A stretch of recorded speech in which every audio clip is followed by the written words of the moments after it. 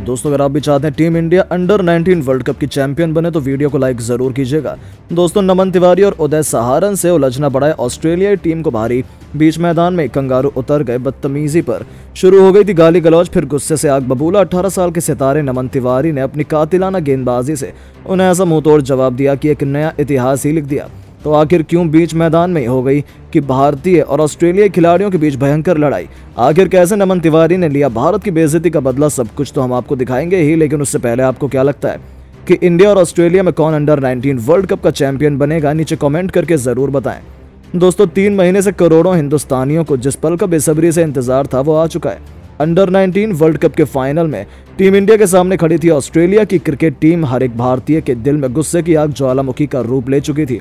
सभी ऑस्ट्रेलिया से बदला लेना चाहते थे और करोड़ों हिंदुस्तानियों की उम्मीद पर खरा उतरते हुए टीम इंडिया ने शुरुआत में ही ऑस्ट्रेलिया की हालत खराब करनी शुरू कर दी। ऑस्ट्रेलिया ने पहले बल्लेबाजी करने का फैसला लिया, लेकिन ये उनकी बहुत बड़ी भूल थी।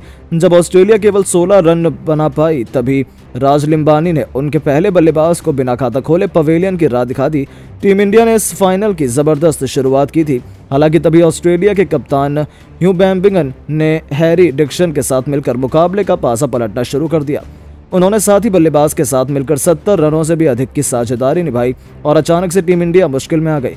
लेकिन इसी दरमियान ऑस्ट्रेलियाई कप्तान तो गाली गलौज करते हुए भारतीय खिलाड़ियों से ही हाथापाई पर उतारू हो गए थे और फिर एक ऐसा भयंकर विवाद देखने को मिल गया जिसने तो पूरी दुनिया में तहलका मचा कर रख दिया। जी हाँ दोस्तों, वो ओवर था पारी 21वां गेंदबाजी लेकर आए थे नमन तिवारी।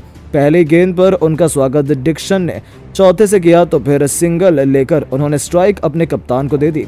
लेकिन चौका मारने के बाद तो डिक्सन ने गलत शब्दों का इस्तेमाल करते हुए गेंदबाज को उकसाने की कोशिश की थी। हालांकि वो ये भूल गए कि नमन उनकी बात सुन सकते हैं। नमन भी उनसे गालियां कैसे बर्दाश्त कर सकते थे। उन्होंने भी तुरंत इस बल्लेबाज का विरोध किया और उनसे एक्सप्लेनेशन देने को कहा।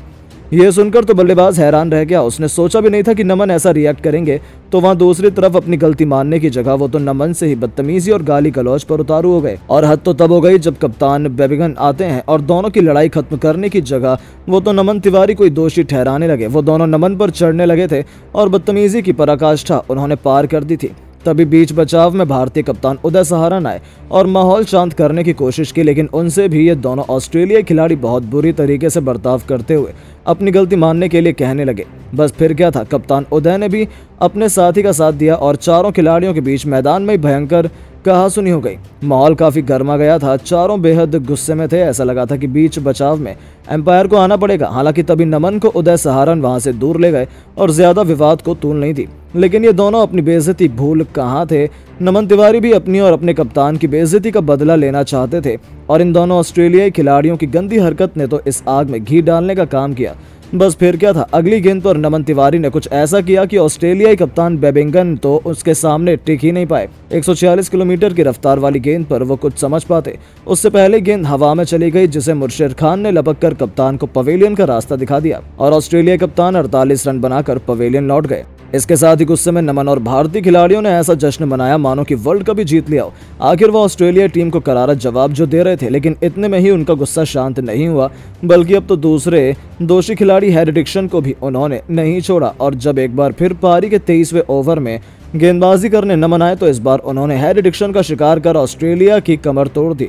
उनकी कातिलाना गेंदबाजी के आगे केवल ये दोनों बल्लेबाज नहीं बल्कि पूरा ऑस्ट्रेलिया ही नतमस्तक हो गया। उन्होंने तो ऑस्ट्रेलिया के पसीने छुड़ा दिए थे, जहां अब तक तो केवल वो दोनों अपनी गलती पर पछता रहे थे, क्योंकि अपनी बेइज्जती का बदला लेते हुए नमन ने तो इस फाइनल में ऑस्ट्रेलिया की हार की कहानी लिख ही दी थी। तो दोस्तों आपको क्या लगता है कि टीम इंडिया ये फाइनल अपना नाम कर पाएगी या नहीं? नीचे कमेंट करके जरूर बताएं और ऐसी शानदार खबरों के लिए चैनल को सब्सक्राइब जरूर करें। धन्यवाद।